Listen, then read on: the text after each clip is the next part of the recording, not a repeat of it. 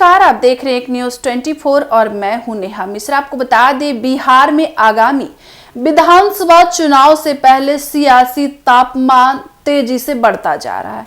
चुनाव में अब सिर्फ 4 महीने का वक्त बचा है। आपको बता दें, राजनीतिक दलों के बीच आरोप प्रत्यारोप का सिलसिला तेज होते जा रहा है। आपको बता दें, खासकर सत्तारूढ़ एनडीए और महागठबंधन के बीच शब्दों की लड़ाई चरम पर है। इसी कड़ी में बिहार के उप मुख्यमंत्री और भारतीय जनता पार्टी के वरिष्ठ नेता सम्राट चौधरी ने राष्ट्रीय जनता दल राजद सुप्रीमो लालू प्रसाद यादव और उनके परिवार पर तीखा हमला बोलते हुए सम्राट चौधरी ने लालू को बिहार का गब्बर सिंह बताते हुए उन्हें राज्य का सबसे बड़ा डर का प्रतीक करार दिया।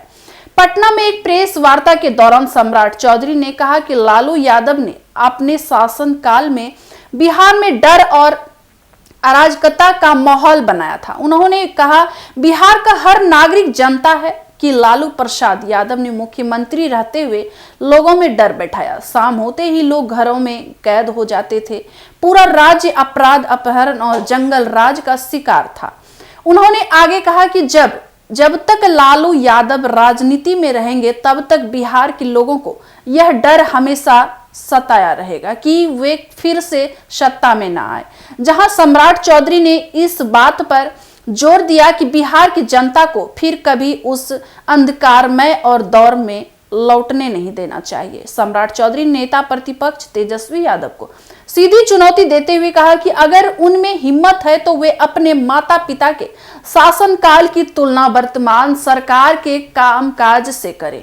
उन्होंने कहा, हम तैयार हैं। 15 साल के लालू राबड़ी राज और 20 साल के नीतीश कुमार के शासन पर खुली बहस के लिए उन्होंने तेजस्वी पर निशाना साधते हुए कहा कि उनके परिवार के हर सदस्य पर भ्रष्टाचार के गंभीर आरोप हैं और यही कारण है कि बिहार की जनता अब उनके झांसे में नहीं आने वाली है।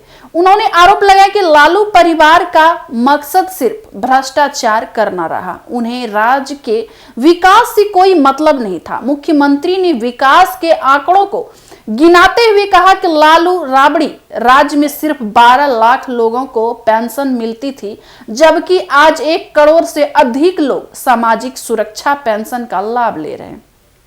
ये हमारी सरकार की नीयत और नीति दोनों को दर्शाता है। उन्होंने कहा कि आज बिहार सरकार हर साल 13,000 करोड़ रुपए पेंशन योजना पर खर्च कर रही है। पहले जहां वृद्ध, विधवा और दिव्यांगों को 400 रुपए प्रति माह मिलते थे, अब उस राशि को बढ़ाकर 1100 रुपए कर दिया गया है। यह बदलाव सिर्फ आंकड़ों का नहीं बल्कि संवेदनशील सरकार का प्रमाण है। आपको बता दें, मोदी नीतीश की जोड़ी पर जताया भरोसा। सम्राट चौधरी ने प्रधानमंत्री नरेंद्र मोदी और मुख्यमंत्री नीतीश कुमार की जोड़ी को बिहार की प्रगति का आधार बताया। उन्होंने कहा कि प्रधानमंत्री ने हाल ही में 20 जून को सिवान से 6,000 करोड़ रुपए की योजनाएं बिहार को समर्पित की, जो राज्य के सर्वांगीण विकास में मील का पत्थर साबित होगी। उन्होंने आगे ये भी कहा कि आज बिहार में जो मैरीन ड्राइव, एयरपोर्ट और सड़कों का जाल दिखा जा रहा है, किसी वादे का हिस्सा नहीं बल्कि जमीन पर खड़ा हुआ सच्चा विकास है। विपक्ष सिर्फ कोसने का काम करता है, जबकि एनडीए ने मेहनत और नीतियों से राज्य का भविष्य संवारा है। आपको बता दें, बिहार और औद्योगिक राज्य बनाने की योजना अपनी सरकार की विजन को साझा करते हुए सम्राट चौधरी ने कहा कि बिहार में उद्योग स्थापित करने का काम युद्ध स्तर पर चल रहा है। उन्होंने जनता से अपील करते हुए कहा कि उन्हें एक और मौका दिया जाए ताकि राज्य को औद्योगिक हब में बदला जा सके। उन्होंने कहा, हमारा लक्ष्य है कि बिहार से पलायन रोककर हम इतना रोजगार बिहार में पैदा करेंगे कि युवाओं को दूसरे राज्यों में काम करने की जरूरत ना पड़े। नीतीश कुमार की सरकार ने एक के बाद एक बड़ी घोषणाएं की है, जो आने वाले समय में बिहार को आत्मनिर्भर बनाएगी। राजनीतिक तनाव के बीच जनता की परीक्षा सम्राट चौधरी का यह हमला उस समय आया है जब तेजस्वी यादव लगातार सरकार की योजनाओं और घोषणाओं पर सवाल खड़े कर रहे हैं। आपको बता दें, लालू यादव द्वारा हाल ही में प्रधानमंत्री और मुख्यमंत्री की गई टिप्पणी से एनडीए खेमे में हलचल मची है।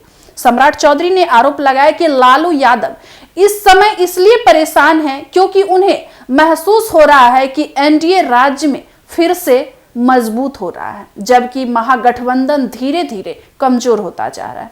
आपको बता दें, बिहार में चुनाव की उल्टी गिनती शुरू हो चुकी है और सियासी मोर्चे पर अब तीखे वारों का दौर शुरू हो गया है, जहां एनडीए अपनी विकास कार्यों को लेकर जनता के सामने वोट मांगने की तैयारी में है, वही विपक्ष भ्रष्टाचार, महंगाई और बेरोजगारी जैसे मुद्दों को उठाकर सरकार को घेरने की रणनीति बना रहा है। अब देखना यह दिलचस्प होगा कि बिहार की जनता किस पर भरोसा जताती है, विकास पुरुष नीतीश कुमार और मोदी के वादों पर या तेजस्वी यादव की अगुवाई में पुराने शासनकाल की वापसी पर। तो ऐसे अपडेट्स के लिए बने रहिए हमारे एक न्यूज़ 24 पर। धन्यवाद।